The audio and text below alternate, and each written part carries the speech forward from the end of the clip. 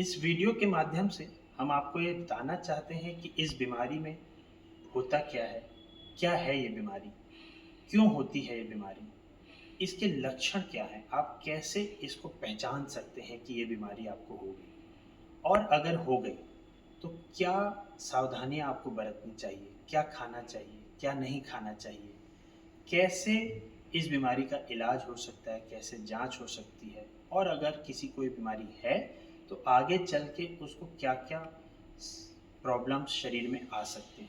ये सब जानकारी हम आपको देना चाहते हैं। कृपया इस वीडियो को देखिए, ये जानकारी हासिल कीजिए। आधुनिक विज्ञान के साथ साथ अपने घरेलू उपचार, एक्सरसाइज और आयुर्वेद से भी जो भी संभव है अपनी दिनचर्या में शामिल कीजिए और सुरक्षित रहिए। धन्यवाद। नमस्कार। डायबिटीज़ या शुगर की बीमारी या आम भाषा में चीनी की बीमारी, इसके बारे में कुछ बातें आपसे करना चाहता हूँ। बहुत सारे लोगों के मन में सवाल आता है कि कैसे होता है डायबिटीज़, किन लोगों को होता है। कुछ लोग सोचते हैं कि ज़्यादा मीठा खाने से डायबिटीज़ हो जाता है। ऐसा बिल्कुल भी नहीं। मीठा खाने से डायबिटीज़ नहीं होता है, लेकिन जिसको डायबिटीज़ होना होता है किसी भी कारण से, मीठा खाने से उसका बढ़ ज़रूर जाएगा। तो मोटापा एक बहुत बड़ा कारण है शुगर होने का, न चलना एक बहुत बड़ा कारण है, और तीसरा बड़ा कारण है असमय खाना खाना, टाइम पे खाना नहीं खाना, बेटाइम खाना। ये शुगर के मुख्य कारण है। और सबसे बड़ा जो मुख्य कारण है वो है हेरिडिटरी फैक्टर। मतलब अगर आपके माता पिता, भाई बहन किसी को शुगर है, डायबिटीज़ है, तो आपको ये बीमारी होने की संभावना बहुत ज़्यादा है। अब काफ़ी लोग सोचते हैं कि मैं इलाज क्यों कराऊं, मुझे तो कोई प्रॉब्लम है ही नहीं, मुझे कोई लक्षण नहीं है। तो इसके बारे में ये जानना ज़रूरी है कि क्या नुकसान करता है डायबिटीज़। अगर आपका शुगर जैसे ही 140-150 क्रॉस करता है, भले आपको लक्षण आए या ना आए, अंदर ही अंदर आपका किडनी डैमेज हो रहा है, आपका हार्ट डैमेज हो रहा है, ब्रेन डैमेज हो रहा है, आँखों की रोशनी धीरे धीरे ख़त्म होने लगती है, हाथ और पैरों की नसें धीरे धीरे ख़राब होने लगती है। तो अगर आप वेट करेंगे कि जब मुझे प्रॉब्लम होगी या मेरे कुछ दर्द होगा या कुछ सांस फूलेगा या पैर फूलेगा तब मैं एक्शन लूँगा, तब तक बहुत देर हो चुकी है। तब तक आपका डैमेज इन अंगों का बहुत आगे बढ़ चुका है। तो अगर आपका शुगर सारे प्रयासों के बाद भी 150 के ऊपर रह रहा है, डॉक्टर की सलाह मानिए, जो दवाई बताई जा रही है चुपचाप खाइए, नहीं तो आप धीरे धीरे इन अंगों को खो देंगे।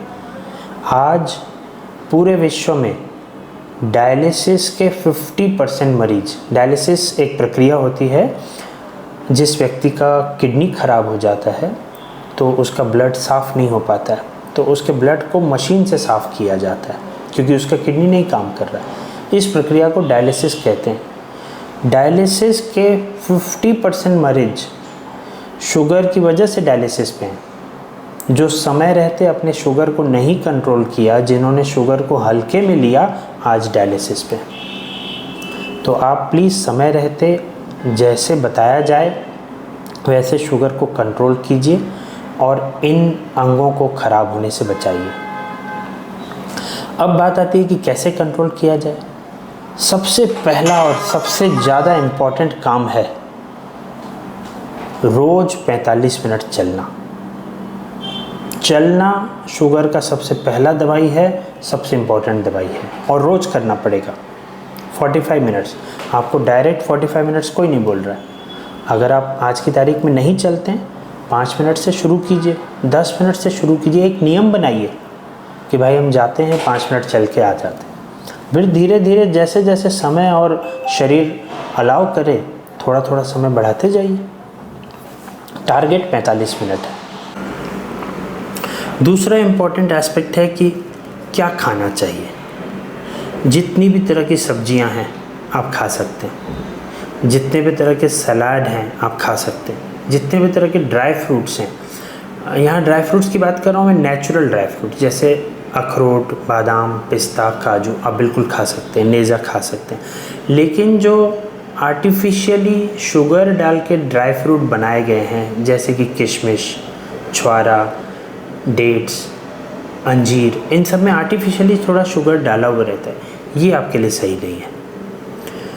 फिर आपके लिए बेस्ट क्या है कि जैसे अगर आप होल ग्रेन्स खाएं, मतलब होल ग्रेन का मतलब है कि गेहूं को ऊपर वाला छिलका उतार के थोड़ा सॉफ्ट बनाया जाता है कि आटा नरम बने, और थोड़ा घिस के उससे मैदा बनाया जाता है। तो इस तरह उसका जो फाइबर है, जो ज़्यादा हेल्दी कंपोनेंट है, वो निकाल दिया जाता है। तो उसको अगर हम कंप्लीट खाएं, चाहे गेहूं हो, चाहे ओट हो, चाहे बार्ली हो, राई हो, ये सब आपके लिए बहुत अच्छे हैं। नेक्स्ट, काफ़ी लोगों के मन में सवाल आता है कि चावल खाना चाहिए कि नहीं खाना चाहिए। चावल आप बिल्कुल खा सकते हैं, लेकिन कम मात्रा में। 3 टाइम नहीं खा सकते, 2 टाइम भी नहीं खा सकते, 1 टाइम खा सकते हैं। 1 टाइम को भी आप पूरा थाल भर के मत खाइए, थोड़ा लिमिट में खाइए। दूसरी बात, आलू के बारे में बहुत लोगों के मन में सवाल है कि आलू खा सकते हैं कि नहीं। बिल्कुल खा सकते हैं आलू, लेकिन आलू बॉइल्ड वाला, जिसमें ज़्यादा डीप फ्राई न किया हो, वो आपके लिए बहुत अच्छा है। उसी आलू को आप डीप फ्राई करेंगे, अंदर तक तेल भर जाएगा, आलू का पूरा स्ट्रक्चर चेंज हो जाता है, उसका इफ़ेक्ट चेंज हो जाता है, वो आपके लिए सही नहीं है। अब नेक्स्ट सवाल है कि क्या नहीं खाना चाहिए। मिठाइयाँ तो आपके लिए बिल्कुल भी नहीं है। खास करके जितने मीठे लिक्विड्स हैं, चाहे वो फ्रूट का जूस हो, चाहे कोल्ड ड्रिंक्स हो, शरबत हो, वो सबसे ज़्यादा हानिकारक है। मीठे लिक्विड्स बिल्कुल नहीं पीने आपको। अब फ्राइड पोटैटो की मैं आपको पहले ही बता चुका हूँ, बहुत ज़्यादा राइस भी आपको नहीं खाने। फ्रूट्स पे एक बात मैं बोलना चाहूँगा कि जो ज़्यादा मीठे फल हैं, जैसे केला, चीकू, आम, तरबूज, खरबूज, वो आप अवॉइड ही कीजिए। बाकी फल आप कम मात्रा में खा सकते हैं। कम मात्रा मतलब 24 घंटे में 1 फल। अगर आप बोलेंगे कि नहीं मैं लंच में सिर्फ फ्रूट्स ही खाता हूँ, अनार भी खा लेता हूँ, पपीता भी खा लेता हूँ, नारंगी भी, ये सब मुझे डॉक्टर ने मना नहीं किया है, लेकिन हर फ्रूट्स में थोड़ा शुगर है। आप 4 फ्रूट ले लेंगे, थोड़ा थोड़ा करके ज़्यादा शुगर हो गया, तो आपको एक साथ ज़्यादा फ्रूट्स नहीं खाने। अब बात आती है दवाइयों की। जब आपको डॉक्टर बोले कि भाई आपको दवाई की ज़रूरत है, आपका शुगर ज़्यादा है, एक्सरसाइज से, डाइट से नहीं कंट्रोल हो रहा है, टारगेट में नहीं आ रहा है, दवाई खाना चाहिए। लोग सोचते हैं कि मैं एक बार दवाई खाऊंगा ना, आदत हो जाएगी दवाई की। इस दवाई में, किसी भी शुगर की दवाई में, न कोई अफीम जैसा नशा है, न कोई अल्कोहल जैसा नशा है, न जैसा गांजे जैसा नशा है कि आदत हो जाए। ये कोई नशे वाली चीज़ नहीं है। ये आपकी बीमारी ऐसी है शुगर की कि जिसको एक बार हो गई उसको थोड़ा बहुत रहती है। ये दवाई में नशा नहीं है। मान लीजिए आपका शुगर बढ़ा हुआ है, आप नहीं खा रहे हैं दवाई, तो आपको आदत नहीं हुई, लेकिन आपका शुगर बढ़ा हुआ है, अंदर ही अंदर किडनी डैमेज हो रहा है। आपका शुगर बढ़ा हुआ है और आप दवाई खा के कंट्रोल कर रहे हैं, एक टैबलेट आपकी चल रही है, लेकिन आप डायलिसिस से बच गए, आप हार्ट अटैक से बच गए, आप पैरालिसिस के ब्रेन अटैक से बच गए। एक टैबलेट से बचने के चक्कर में लोग इन 3 बीमारियों का रिस्क ले लेते हैं। तो प्लीज़ टैबलेट से बचने का कोशिश मत कीजिए। हाँ, प्रयास ज़रूर कीजिए, मैं पूरा मना नहीं कर रहा हूँ आपको, हर संभव प्रयास कीजिए कि टैबलेट की ज़रूरत ना पड़े, लेकिन जब पड़े तो उससे दूर मत भागिए। अब काफ़ी लोग सोचते हैं कि अब मेरा शुगर नॉर्मल आ गया है, अब मैं दवाई बंद कर दूँ।